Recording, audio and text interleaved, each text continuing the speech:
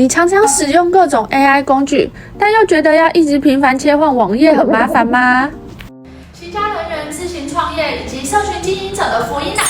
今天要跟你介绍一款超厉害的一站式图文创作 AI 工具 ，JApp AI 文件编辑器。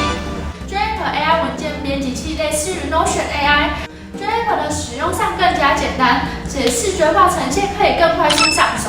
AI 文件编辑器将官方 AI 助理、图片工具以及编辑栏位汇集成一个画面，不用再频繁切换网页，也可以同时使用多种 AI 工具。现在就马上来看看这个好用的 AI 工具吧。JApp AI 文件编辑器教学。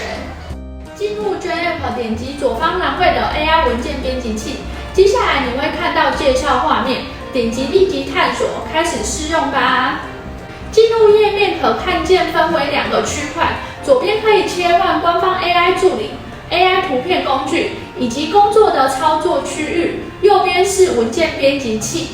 例如，今天我想要在 Facebook 上写一篇贴文，描述去滨海咖啡厅的经验，并且融入广告内容，那就先选择社群媒体的 Facebook 社群贴文。Facebook 社群贴文教学。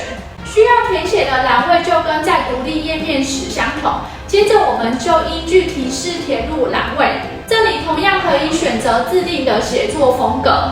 填写完后按下生成，结果会自动填入文件编辑区最底部。你可以根据自己的需求去编辑。如果想对文章进行调整，就直接将内容反白，有重写、增长、缩短、续写4个工具可以供大家使用。AI 文件编辑器还有一个最新的功能，反白的同时可以看见询问 AI 助理，可以选择要使用这段文字再产生什么内容。我想要用这段文字再产生一个新的标题，点撰写一个标题，再按下 Enter 键，就可以看到 JApp 帮我生成的新内容咯。根据需求选择就可以。同样的功能，你也可以在空白处输入空白键，再自行输入内容编辑。若是有写部落格的需求，上方的工作区可以调整标题层级及文字样式，这样可以有更好的呈现效果。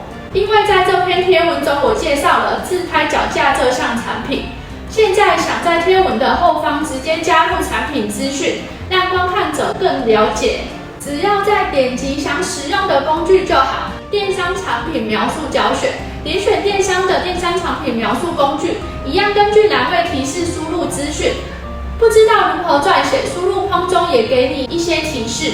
生成后的结果会直接被加入到文件的最底部。再来，如果你觉得少了一点什么，也可以用 AI 文生图加上图片。填写栏位再点击生成即可选择是否使用这些照片。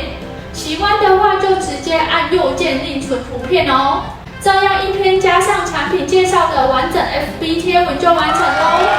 在 AI 文件编辑器的版面里可以做到许多事情，各种 AI 助理产生的结果会为你创作出一篇完整的文案。